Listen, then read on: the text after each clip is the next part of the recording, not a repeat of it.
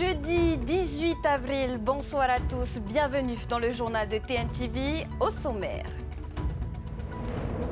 C'est une forte attente des Hakaiki, le projet de nouvel aéroport des Marquises. S'il peine à avancer, du nouveau est annoncé. 3 options seront à l'étude pour définir les contours du projet dans les mains du gouvernement Broderson. Nous consacrerons une partie de ce journal à l'actualité liée aux Jeux Olympiques. J-100 avant le début des épreuves. Au Fénois, les écoles marquent le coup avec un relais symbolique entre Tautira et Teahupo. De ce côté de l'île, les pensions de famille, elles aussi, s'activent. Et qui dit jeudi dit Teara Sport. Ce soir, Oriano Tefao nous parlera jiu-jitsu brésilien, taekwondo et rugby. Nos athlètes s'illustrent dans l'Hexagone.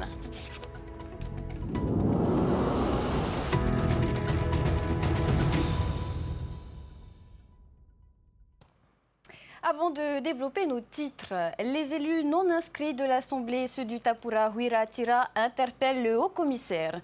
Dans un courrier, ils dénoncent des violations du droit par le pays. Ils en appellent à une intervention du représentant de l'État. International, régional ou domestique amélioré, ce sont les 3 scénarios envisagés pour le projet d'aéroport aux Marquises, un dossier évoqué depuis des années. Il devrait bientôt y avoir du nouveau, c'est en tout cas la volonté du pays et de la communauté des communes des îles Marquises. On fait le point avec Emma Mathieu.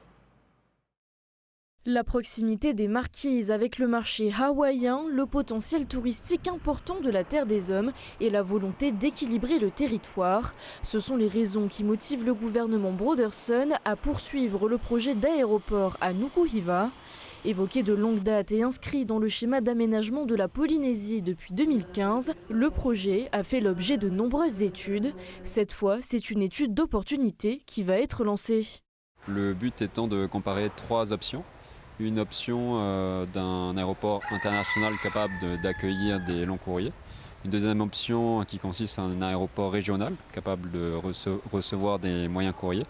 Et une troisième option qui est celle d'un aéroport domestique amélioré. Cette étude annoncée par Gérald Darmanin lors de sa venue en août est cofinancée à part égale par l'État et le pays. Elle est largement soutenue par la communauté de communes des îles Marquises qui espère être impliquée au maximum. Nous avons demandé qu'on associe les maires à ce projet, donc le président va nous consulter dès que les 3 options seront étudiées. Donc pour le moment, on n'a pas vraiment d'options retenues de notre part, mais on attend les études des 3 options proposées par le pays. Ça, c'est un projet de développement économique, bien sûr, de l'archipel et bien sûr de la Polynésie aussi. Mais avant d'accueillir un aéroport, encore faut-il avoir les capacités d'absorber le flux de touristes. La CODIM le sait et a commencé à s'organiser. Bien sûr, on va associer tous les îles, les 6 îles, pour se préparer. C'est maintenant, quoi. C'est maintenant qu'il faut se préparer, surtout au niveau de l'hébergement.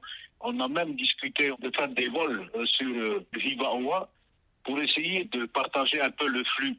Par exemple, s'il y a 200 passagers, c'est 100 vers le sud et 100 restera au nord. Donc tout ça, il faut organiser, bien sûr, au niveau de tous les secteurs qui sera véhiculé par le tourisme. Le pays travaille déjà avec les Hakaiki sur un autre projet d'étude. Il s'intéresse aux infrastructures annexes, telles que les ports ou les structures d'hébergement nécessaires pour accueillir les visiteurs. Il y a une deuxième étude qui sera lancée par Grand Projet de Polynésie pour étudier un schéma d'agglomération des Marquises, justement en conjonction, en coordination avec le projet d'aéroport international pour s'assurer que la vision de la communauté de communes et des communes qui sont concernées correspondent justement au projet d'aéroport international. Selon le gouvernement, les résultats des différentes études devraient être connus avant la fin de l'année. Un mot de justice avec cet arrêt rendu par la Cour d'appel de Papeete dans l'affaire du faux bail de Gaston Floss et Pascal Haïti. En 2020, le couple avait justifié d'un faux contrat de location d'un studio pour s'inscrire sur les listes électorales de la capitale. Ce matin, la Cour a confirmé les peines de 5 ans d'inéligibilité, 9 mois de prison avec sursis et 1 million d'amende pour Gaston Floss.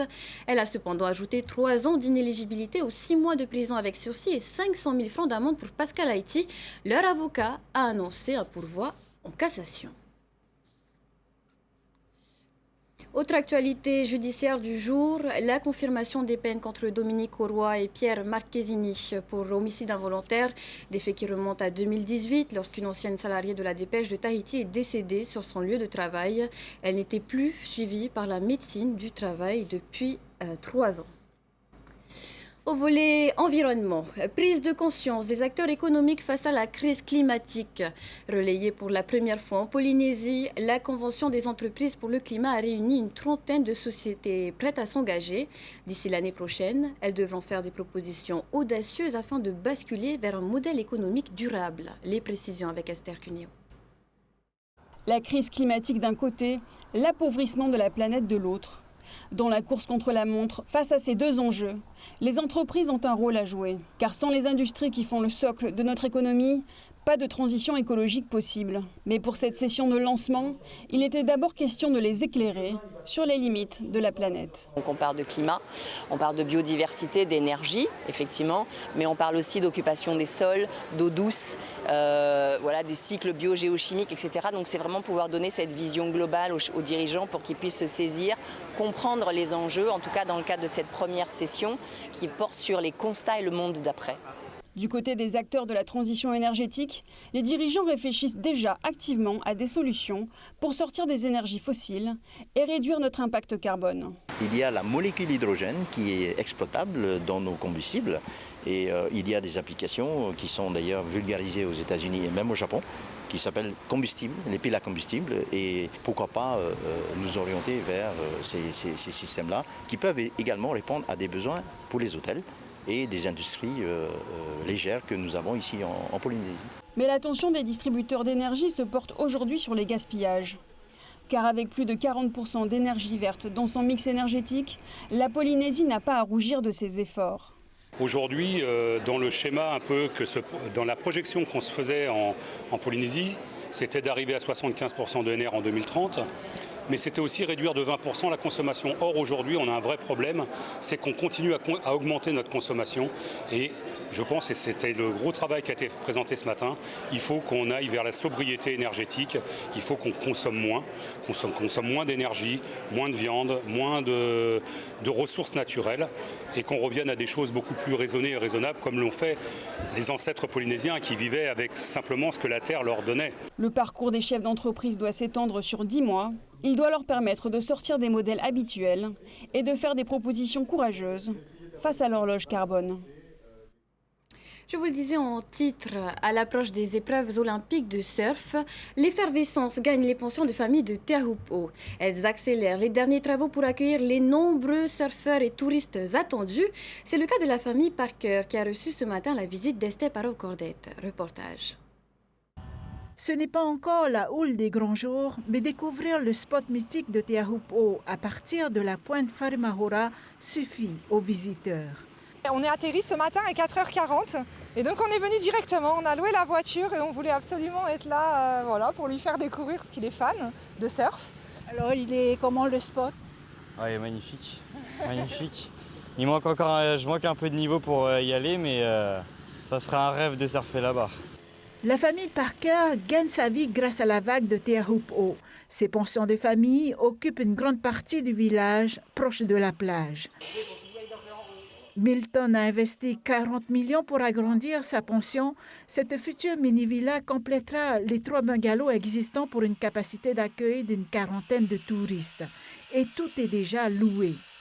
Je suis déjà booké pour ce nouveau projet. J'ai déjà signé les contrats de location avec les Jeux Olympiques, alors que le projet n'était pas encore sorti de terre.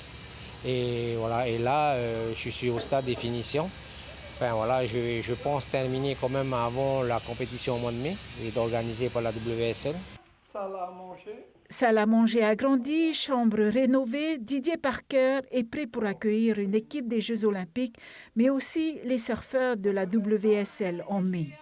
Que des surfeurs brésiliens avec leurs caméramans. Parce que normalement, il y a 5 champions avec moi. Il y a Medina, Jackson, Bruce, Italo.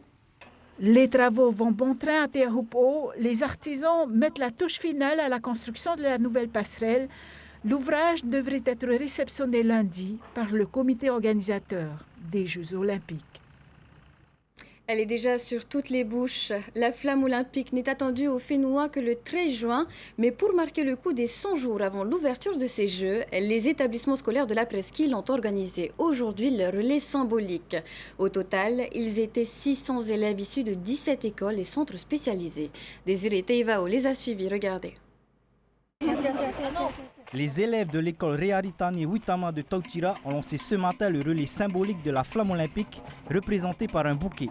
Une petite course à pied dans le village avant de passer le premier relais à d'autres élèves. Un moment plein d'émotions pour ces enfants et leurs enseignants. C'est vraiment une fierté d'être les premiers et c'est très émouvant. J'ai eu d'ailleurs mes enseignantes qui ont pris le départ, qui ont été vraiment touchées à plusieurs reprises. Ils m'ont dit c'est quelque chose d'impressionnant et surtout quand même plus de 3 ans qu'on prépare les JO avec Génération 2024 pour lequel on a eu le label Or l'année dernière. On poursuit cette année. C'est au collège de Tarawa que s'est tenu l'un des temps forts de la journée. Les relayeurs ont franchi une portion du parcours de 44 km aux côtés du président du pays. Une flash mob était aussi au programme. Cette journée marque l'aboutissement d'un travail de 4 ans. Quand on a su que la presqu'île a été choisie pour l'épreuve de surf aux Jeux olympiques, nous avons décidé de surfer sur cette vague pour mettre en valeur la presqu'île au travers des projets pédagogiques des élèves. Les relayeurs ont ensuite repris leur route vers Teahupo, à vélo, à pied et même en VA. Même les Olympiens Wahine Fierro et Kaolivas se sont joints au relais. Et la pointe Farimaura a dévoilé le Hounou sculpté par Ériki Marchand et Frédéric Tehei. La flamme vient de s'allumer à Olympie et à la presqu'île, nous levons notre flambeau. Notre flambeau, c'est un Hounou que nous avons baptisé Atia. Pourquoi Atia? Pour reprendre les valeurs que je viens de vous donner. Te Arufa, Te Tura, Te Itoito, Te Amouta. Toujours cette bénédiction de pouvoir travailler sur des œuvres comme telles. Hein? Donc voilà, un Hounou encore en plus qu'on fabrique et qui va être, on va dire, sujet du surf. Hein? Et j'espère que ça va être reconnu dans le monde du surf. Voilà, tout simplement. Wahine Fierro espère de son côté conserver toute cette énergie en vue des épreuves de surf. C'était tellement cool de pouvoir partager ce moment avec la population et à 100 jours des Jeux. On ne pouvait pas rêver mieux. Kaoli et moi, on a pu courir avec tous les élèves de toutes les écoles de la presqu'île. On a pu porter les flambeaux locaux et le vrai flambeau. On a pu poser nos nacres sur le Hounou. Du coup, ça nous a vraiment, enfin moi, ça m'a donné des frissons et une bonne énergie à garder pour le reste de cette année. Ce relais symbolique donne le temps avant la tenue du véritable relais prévu le 13 juin. 3 ans après ces JO, la Polynésie accueillera les Jeux du Pacifique. Le Conseil de ces Jeux, à travers son président, est de retour au Fénois pour un état des lieux des sites de compétition. Naya Bennett, Oriano Tefao. Le beach volley dans les jardins de Paoufei, le basketball à 3 à Toata, ou encore le volleyball ainsi que le tir à l'arc à Dragon, si la majorité des sites de compétition des Jeux du Pacifique de Tahiti 2027 sont arrêtés, il reste encore quelques détails à peaufiner. Il y a encore une petite problématique sur 2 sites, notamment pour l'athlétisme et la natation. Le projet de piscine éphémère sur le terrain à côté de la piscine olympique, mais ça va se régler très rapidement.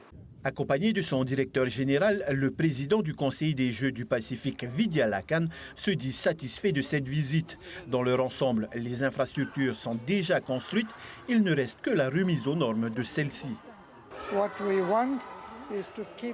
Ce que nous voulons, c'est de maintenir les coûts des Jeux au plus bas et dans le même temps, fournir des installations qui seront acceptées par les fédérations internationales. Je pense que c'est ce que vous êtes en train de faire. Maintenir les coûts bas et fournir ce qu'ils ont besoin pour les compétitions internationales. Les premières impressions sont bonnes, le plan est bien. Vendredi, le comité organisateur des Jeux locaux présentera les projets à venir au Conseil des Jeux du Pacifique, une rencontre qui se tiendra au COPF et lors de laquelle un bilan de la visite sera dressé. On enchaîne avec notre rendez-vous du jeudi, Te Ara Sport.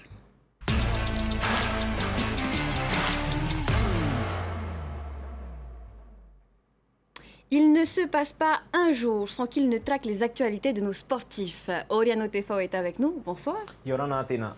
Alors on commence avec du jiu-jitsu brésilien du côté de l'Hexagone. La petite Amy Yuanfu a décroché un 2e titre de championne de France le week-end dernier.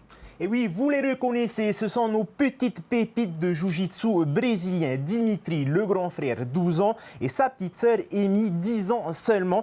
Ils se sont installés depuis août dernier en région parisienne avec leurs parents. La fratrie a enchaîné avec succès les compétitions de jiu-jitsu brésilien et de judo. Le week-end dernier, les petits combattants ont participé au championnat de France de jiu-jitsu brésilien. Dimitri finit 3e de sa catégorie. Amy, elle se retrouve avec une seule adversaire directement en finale, une opposante plus âgée et plus lourde qu'elle. Mais l'enfant du Fénois domine son combat de bout en bout avec 2 tentatives de clé Kimura qui ne sont pas passées loin. À la fin du temps réglementaire, Amy s'impose sur le score de 5-0. Nos 2 spécialistes rejoindront les tatamis le 27 avril pour l'Open de France Kids à Marseille. On reste dans les sports de combat, mais en taekwondo cette fois-ci. L'équipe Tetoafa a participé au championnat de France cadet et junior le week-end dernier également. Et oui, la compétition s'est disputée au stade Vélodrome de Bordeaux. L'équipe était composée de 6 combattants tahitiens et leur coach. Au total, le club ramène 2 médailles, une en or et l'autre en argent. Le titre de champion de France cadet a été décroché par Toaré Smith chez les cadets justement. Félicitations à nos athlètes. Et enfin, on parle Ovalie, plus que quelques matchs avant la fin de la saison des championnats de rugby.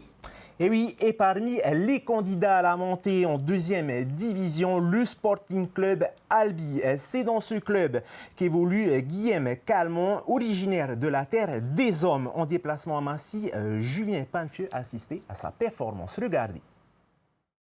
Rincés, épuisés mais triomphants. Ce sont dans des conditions difficiles que Guillaume et ses coéquipiers ont remporté leur match 25-15 face à Massy. De précieux points qui comptent pour une possible montée du club en Pro D2. 2e du classement de national, le Marquisien d'origine continue de maintenir le cap. Ouais, trop content pour le groupe, pour l'équipe. On avait prévu de faire un résultat ici et c'est vrai que c'est un objectif qui est ancré dans le club depuis un petit moment. Après, il n'y a pas de pression particulière, on essaie juste de prendre les matchs les uns après les autres. Le joueur de 24 ans a su vite s'adapter aux exigences du haut niveau. Titulaire 10 fois sur les 13 derniers matchs, beaucoup vu sa polyvalence. Une capacité à jouer à plusieurs postes au sein de l'équipe qui ravit son coach. C'est génial. Pour nous c'est bien. Après c'est un vrai 3e ligne, 8.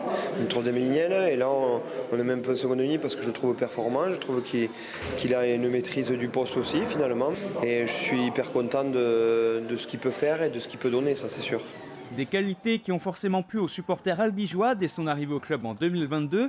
Yolande, qui a fait le déplacement depuis le Tarn, ne tarit pas d'éloges, celui qu'elle définit comme son chouchou. Il est tombé dans un groupe où ils s'entendent super bien. C'est quelqu'un de très sympa, très humble, serviable, qui s'est très vite adapté et je pense qu'il est à l'aise.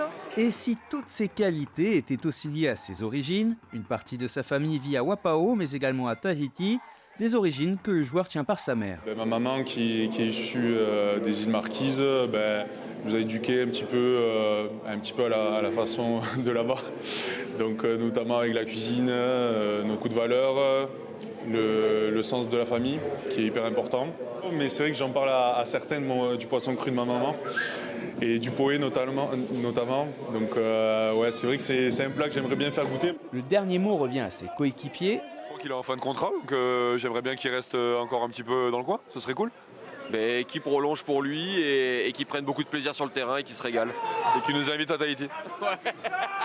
En voilà une belle idée.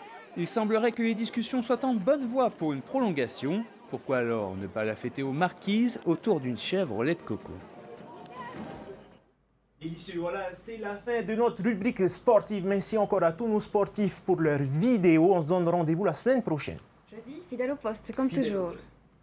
On clôture cette édition avec notre rubrique du jeudi. Merci de votre fidélité. Tout de suite, votre magazine Moana, suivi de Pékin Express.